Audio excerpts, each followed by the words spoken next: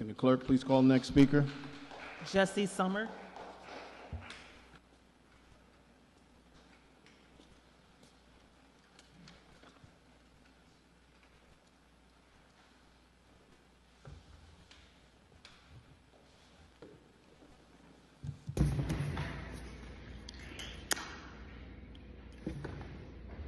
Good evening, everybody. My name is Jessie Summer, and I'm a resident of Ward 6, where I cosplay as the Sheriff of Lark Street. Albany is collapsing, and everybody in this chamber knows it. The governor herself recognizes our capital city is falling behind, which is why she's investing $400 million of taxpayer money to champion Albany's potential.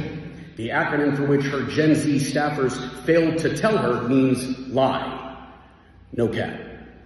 Albany is failing because of a paucity of vision on vivid display, for example, in the indefensible commitment of $150 million to renovate the State Museum, and the fact that there's yet an application to build a soccer stadium sitting on capitalized Albany's desk, much to the delight of the Times Union's Oracle from Menands.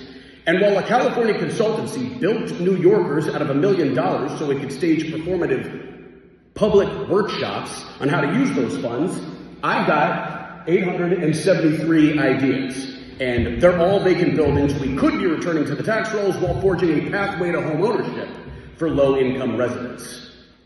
For the dopamine-addicted social media consumers in this room, you're aware that I'm mounting a party-unaffiliated write-in bid to lead this legislative body.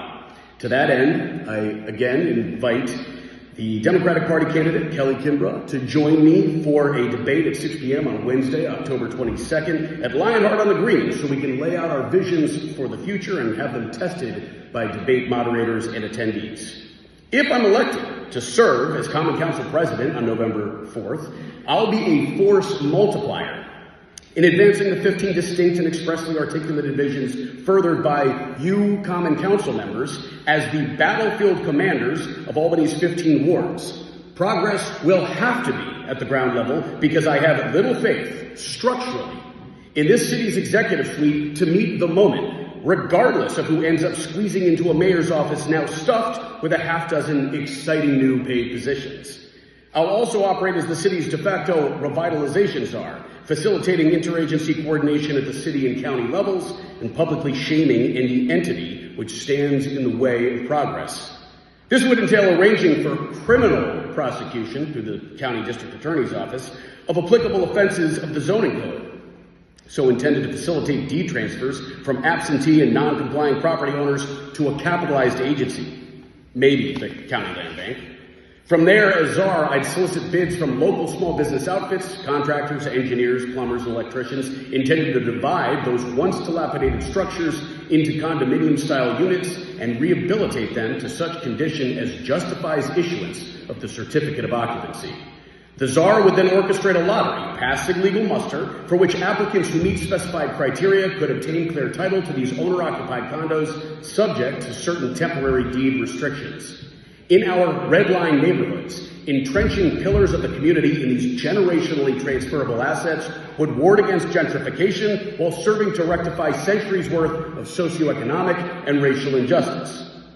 Other units would be made available for the provision of shelter and services to small groups of unhoused individuals so as to prevent the massing of suffering in a single location, thereby minimizing the time this body will have to deal with not in my backyard complaints from the likes of both Karen and Chad.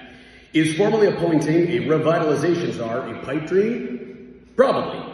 Because even Dan O'Connell wouldn't have had the audacity to create an 8th plum patronage job on top of the shiny new deputy mayor, counsel to the mayor, director of policy, director of economic opportunity, director of communications, director of digital communications, and director of intergovernmental affairs. For those of you following along at home, all that could be a one-person job. It would be called the mayor, who will be getting a 13% raise. And the city's current auditor is cool with all this. And those out-the-door 13% Sheehan loyalty subsidies for the members of her administration who are returning for round 4 on a virtually uncontested ballot. In Albany, things never change, and so I'm torn. Though I'm sad that staples like El Loco and Amo Cocina have shut their doors specifically because of the poor business climate, I'm also only one space away from winning Albany's hit new game, Mexican restaurant, Close Your Bingo. To show you that I mean business as an innovative policy originator, I have an idea as to how we balance our budget without raising taxes, relying on our new traffic cameras. We should lower the speed limit to 4 miles per hour. At that rate of travel, no one will complain about all the potholes. And that's 5 minutes. Thank you.